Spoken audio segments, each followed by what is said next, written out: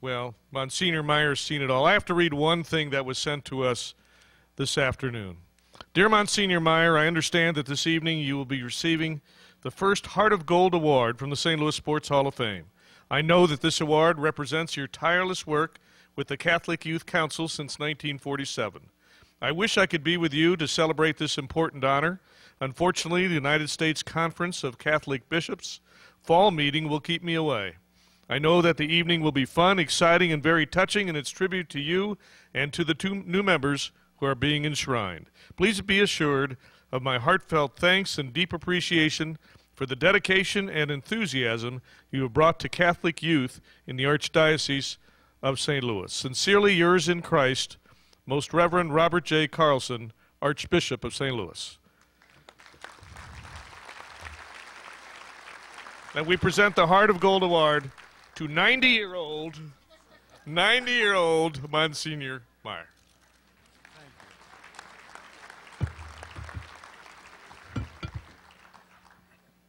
I'm 91.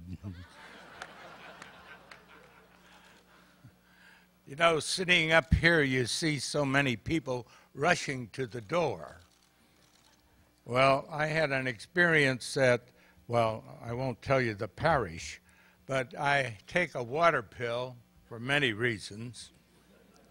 Someone warned me not to take a laxative and a sleeping pill together.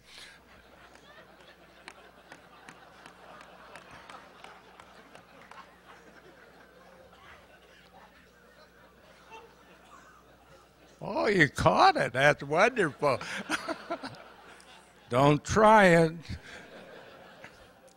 Well, at this particular parish, I usually take a glass of water with me out to the altar because my mouth gets so dry when I talk 2 hours in the pulpit.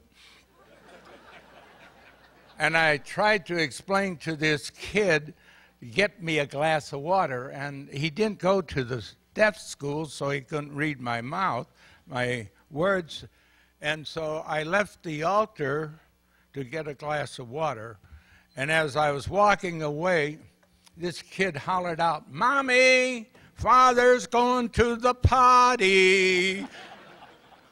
And I wasn't, but I should have. Reverend Father, some of my buddies here who have no love for me, and Sports Hall of Fame, I thank you very much, and my good Jewish friend, my Lord, I didn't think he loved the priesthood that much.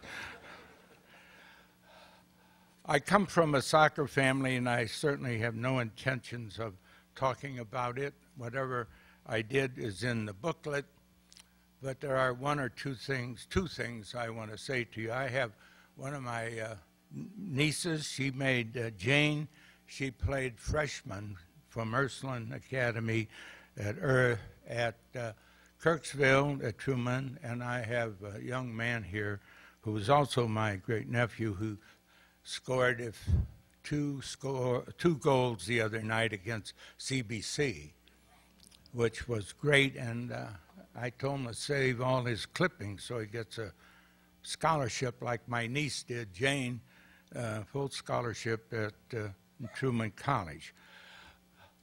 I'm very proud of many things that I feel that I've done with the grace of God, so I'm going to Albert, if he'd excuse me for taking his, what should I call, benchmark, to be able to say thank you to everybody here.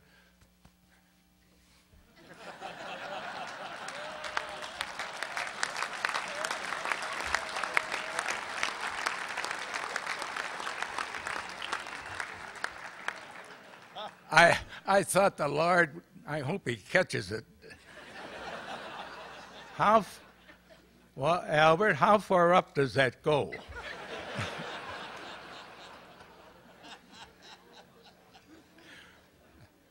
I'm very grateful to, and I'm sure these men are, to be remembered. I'll tell you a story, and then I'll tell you another story, and et cetera, et cetera. It's a story when Bob Hyland and Jack Buck, who both were friends of mine, because of the old cathedral where I was stationed for a while.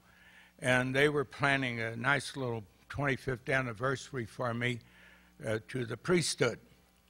We had a meeting at the Stadium Club, and as we were walking out, we passed Stan Musial's statue.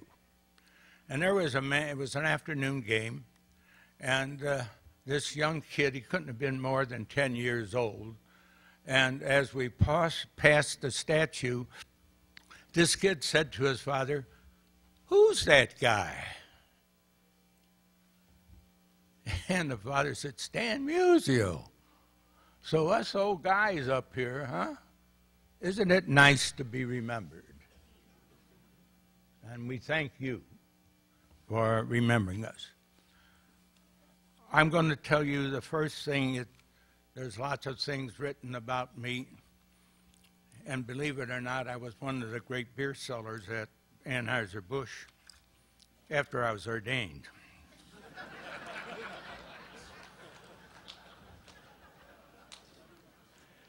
I like to read this to you because I feel so happy about it. In 1946, the CYC was affiliated with the Municipal Athletic Association and the Park Department and the City Recreation Department, which had jurisdiction on all those who did and did not play at the city parks. 2 Sundays following each other in May of 1946, a priest by the name of Father Pat Malloy, who was pastor at Visitation Parish. He took his 8th grade team, kids 12 years old with old T-shirts and tennis shoes, no uniforms, to play Sacred Heart and St. Engelbert's. After the first pitch in both Sundays, the umpires, they forfeited the game. The reason was violation of our policy. Visitation had 2 black kids playing on their team. This, what I'm saying, is validated by Mr. Burns, Robert Burns, bench warmer, and he wrote an article about this. And the next morning, I got a call, and Monsignor Sullivan, who was my mentor, was called by the Archbishop to visit with him. And I thought, oh my, I'm not going to be moved again. And he said, he held up the paper and he said to Monsignor Sullivan and I, "Is this true?" And we said, yes. And he said, "This will not take place on my watch. Form your own organization." That's how I got my job. He says, "Is this going to be a problem?" I didn't answer him. I knew, excuse my language, ladies, I knew damn well it was going to be a problem. But we did it. And that's where we are, and that's the reason I'm here. An asterisk to this. April 15, 1947, almost a year later, Jackie Robinson, 42 on his back, played his first game for Branch Rickey in a Brooklyn uniform. I was so proud to be a year ahead of...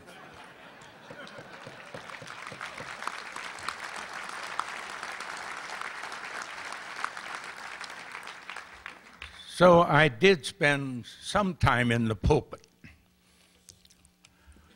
A story. Some of you old guys, I see some gray hair and some without gray hair.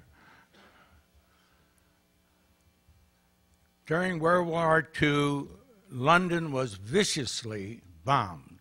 Some of us saw it, I presume some of you here did too. Those rockets would run out of fuel and boom, hundreds of kids were orphans. Our merchant ships, and some of you were merchantmen, took our supplies over. The Wasps women flew the bombers over. The rest was taken by the merchant fleet, great men. And on our way back, they needed some ballast. And they had sand, they had water, and they had these kids.